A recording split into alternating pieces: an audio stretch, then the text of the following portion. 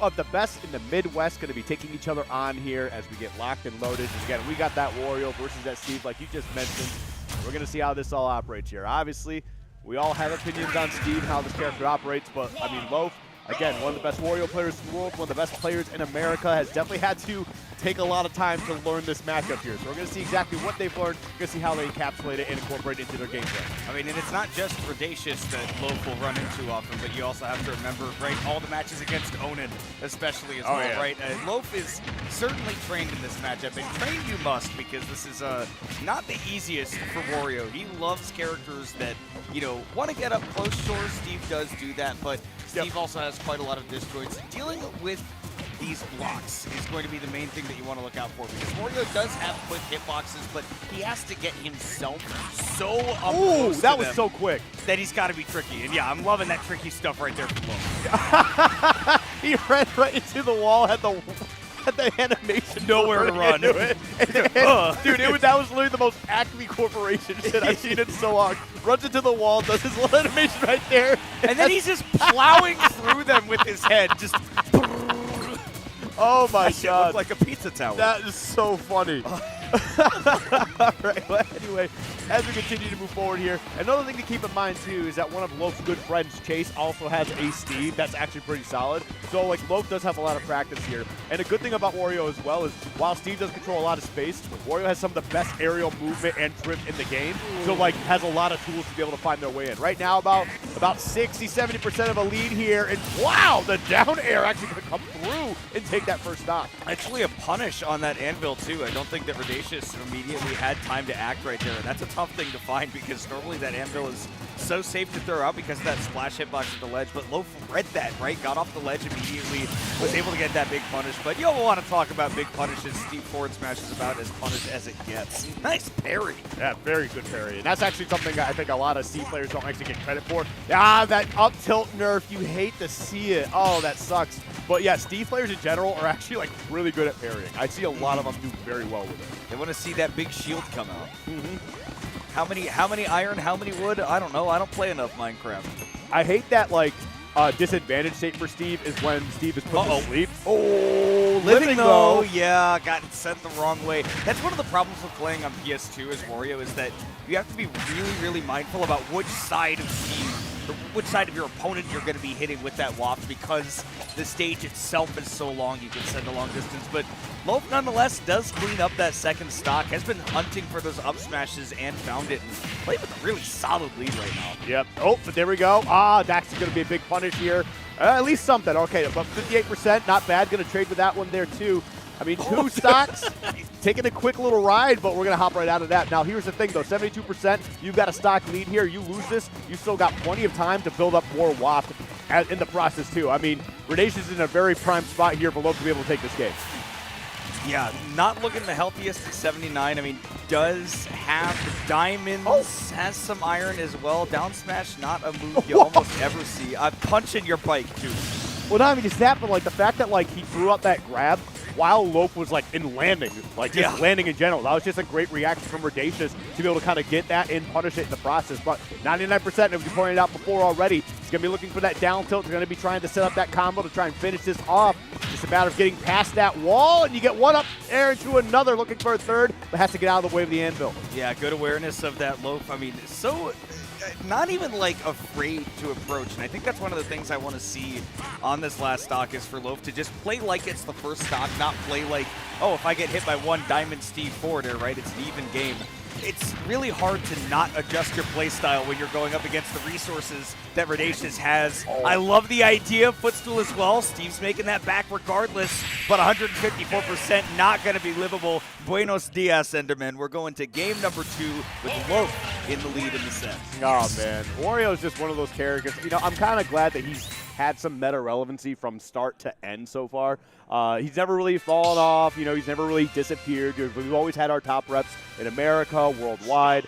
And I don't know, I think the character's just very funny to watch in general, so. I never have a bad time watching Wario, honestly. He has some, like, rough matchups, but he's such a tournament-viable character And what I mean by that is just that he's so consistent with his damage output, right? You practice your combos, you're going to be able to apply those to basically any character you play against. And your game plan isn't going to differ too much. It's just going to depend largely on sort of the pace that you're going to play at. Your game plan's still going to be the same, but it just depends on how much you have to choose your spots. And against Steve, you do have to be very choosy, but Loaf has been aggressive and yet so smart with the timing of approaches, and I think it's the timing that really led to that Game 1 victory. Now, what I really want to see here, and I don't think we will, because I think Redacious recognizes that, Loaf... Oh, wait. Okay, so maybe we will. I was going to say, Redacious recognizes that Loaf is a very, very good player, and you kind of just can't, sleepwalk your way to a W. But one of Redacious, I would say, kind of trademarks is unarmed forward smash, which I think is incredibly hilarious with Steve. Punch. Dude, I love it so much. It's so funny. I would love to see it. We probably won't, but, I'm praying. Hey, we've got the gold tools, so honestly, not out of the question. Those things break quickly, but you do have to see that sword break, and that means that we're going to need to see a lot of jabs. Not something that we're going to see a ton of at 79%. May set up for an aerial, but man, Redacious just running away with this one right now. Loaf is going to get that combo into the half-wall, but again, Pokemon Stadium 2 sent the opposite side. And if that's Redacious TIing that on purpose, first of all, that looked like Rivals 2, not Smash Ultimate. That looked like the Rano ledge cancel. Okay, and now I'm out.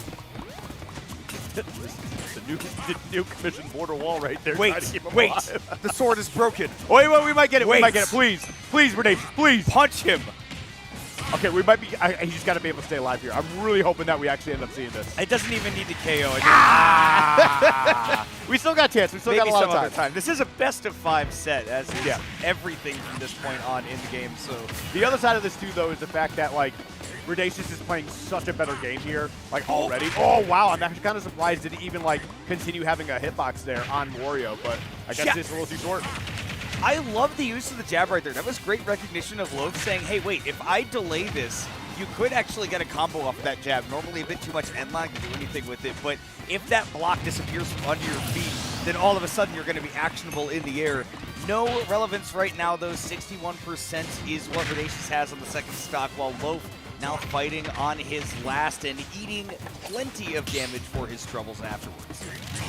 All right, there we go. Oh, wow, I like that. The bike right into the nair. Going to be providing some good pressure here. And so far, I feel like Loaf has actually had some really unfortunate moments of the hitboxes sending the direction that he's not really wanting them to go. Oh, again! Okay.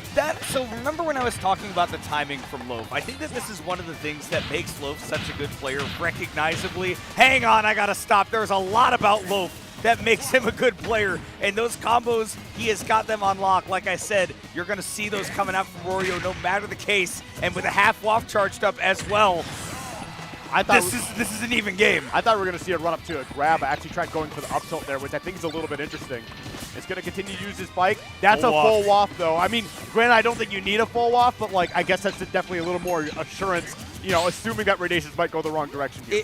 That's exactly it, Skip, is that it doesn't matter what direction Redacious gets set. Oh my goodness, just called him out! What did I say about Loaf's timing? It is perfect. Ass through the windshield. Can you imagine? Have you seen that TikTok of the guy that's this dude honks because he's crossing the street. He just jumps on this guy's windshield, just cracks the entire thing with his butt. That's Wario. That was Wario. Right there. He just went, oh, sorry, you're trying to get through this stop sign. Boom. Oh, what a call out. That was so... Redacious was in control of that game the whole time. I think, if I'm not mistaken, it was 3 stocks to 1 at one point, wasn't it? If it wasn't, it was damn close to it. Yeah. Well, we're going to see the skin change here. Going to be bringing out Alex and putting the Enderman away. We're going to see how this kind of moves forward here. I like that. There was a wall there, but kind of crashed that bike into it. Used the momentum of Wario anyway to try and get a combo started. But, yeah, Loaf's really in good condition right now, playing very, very well. Even having a deficit for as long as we saw, still battled back to get the W. Well, we're going to have to see if Redacious, I mean, again, Redacious looked so much more comfortable being able to play with the lead. Loaf has not been letting that happen a whole lot.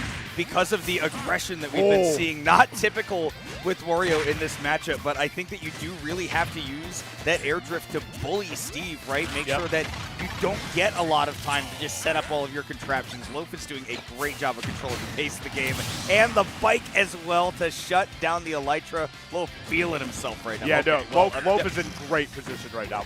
Don't die off of that. Whoa, whoa! Whoa, what? I actually really like this. Loaf has been utilizing the up special from Wario to like really do a lot of great edge guarding for Steve, and it makes sense. It kind of, you know, interacts with just about everything and every possible recovery that Steve has. We are now on Redacious' second stock. We almost saw Loaf get this started just off of the ground. There was a block that interrupted an up air before the hitbox could actually come out. Redacious did get a conversion off of it, but nonetheless, 66%. That is plenty to work with when it comes to extra credit. Avoid that TNT. Loaf, I love that Loaf is being aggressive. I'm not worried that that thing's about to blow up because I'm still going to be in your face. I mean, it's like we mentioned. I think that Loaf just has a lot of Steve practice in general. Minnesota, the locals, there's a couple really good Steve players in Minnesota, and like Loaf plays against them all the time. So I'm really not surprised with what we're seeing right now. And there we go, get the looking for Mike animation to just kind of drift the other direction there. This is looking like all Loaf right now, still living at 175% skip with the full waft ready for that last stock. Finally goes down to that dash attack, and Redacious will be able to get diamonds, but will likely, I believe, save that for the last stock. What a grab there. That was a scoop. Yeah, it's like really just kind of went, I think, just far enough to be able to get it, but still, we got full waft on deck. That means Wario is glowing a little bit yellow, a little bit nuclear here. And now, ooh, okay, that was actually huge, being able to bounce off the side instead of underneath. Exactly, yeah, that DI was very paramount. Again, you're seeing just how much Steve experience Loaf has, right? Yep. Like, this is a real masterclass in just all of those small things that you have to know. Blink-182 talked about it, Loaf understands. Is barely able to live after that forward air spike, but this game suddenly right back to even. I know you got waft, but Steve has got diamonds as well. We got to see the punch now, right? We got to. I mean, I would love to see it. I mean, it definitely is a bit of a demoralizer. We can get rid of that sword. I was going to say, that's one way to get rid of it, but they just come back with a different one. Nice pressure there from Loaf, but caught the roll. We've seen that a couple of times from Redacious. Those rolls out of the corner, we've seen it off ledge a couple times, and in that situation, Loaf able to capitalize. And now, again, waft at those mid percents. You've got to make sure it lands on the correct side. This could be a combo. We'll see if Loaf can actually land it towards the blast zone. That was actually a fast bite. Okay, going to be trying to go. Oh, wow, actually, that was so smart. Just going right for the chomp immediately just to get that command grab, be able to grab Steve. And this is actually a very dangerous position. Goodness gracious. You know, I actually do not blame Loaf for trying to go for that. But, like, yeah, you definitely let it rip a little too soon. But, yeah, I mean, you've got all the resources to be able to kind of keep this going. That back air is to be able to take that stock. Loaf does have one more fresh stock here to be able to try and finish this off with a 3-0. We're going to see that can happen right now. It's just a matter of getting around these diamond tools. This is where things can get a little bit dicey, Kimona. Oh, it's more than dicey. This is a gamble. Whoa! What a call out for Redacious, because we saw that up smash come out earlier. I was talking about how good Loaf's timing is and mixing it up. Redacious immediately adapting, saying, I see that up smash. I'm not going to drop my shield immediately. I know you're going to delay it by about a half a second, and then I can drop it. And now all of a sudden, it's not a dead even game. This is Redacious in the lead because of these diamond tools. I think this is half waft, by the way. Whoa, okay, just going the wrong way. That forward smash, that could have been huge. And again, another great parry into the back air, going to be trading. Just to be able to, I mean, it was close enough. And that back air is not going to be enough either as they send to the right side. Oh, no! Ooh, Loaf almost going way too deep off stage. Sour spot dash attack. Anybody's guess as to who's getting this third game. Redacious mixing up the recovery. Right. There we go. The wall to separate them just for a little bit while Redacious gets some resources here. Loaf, again, recognizing the situation, what is at stake here, trying to close this out to set the set as 3-0.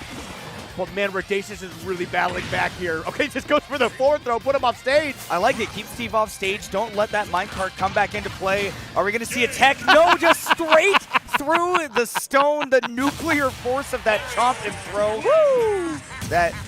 I was going to say that thick neck of Wario came through, but he doesn't even have a neck. And nonetheless, man, Loaf, 3-0 over Redacious. Each game was closer than the last, but again, that matchup experience just showed Loaf brought so much expertise into what is generally perceived as a very difficult matchup for Wario, but I mean, just almost didn't really make any mistakes in terms of the game plan. I feel like it was sometimes an error in approach or just, you're playing a human game. Sometimes your opponent's going to understand you. But when it came to what was happening in the game and the mechanics of how these characters like to interact, Loaf kind of unstoppable. Yeah, I mean, Loaf's really leveled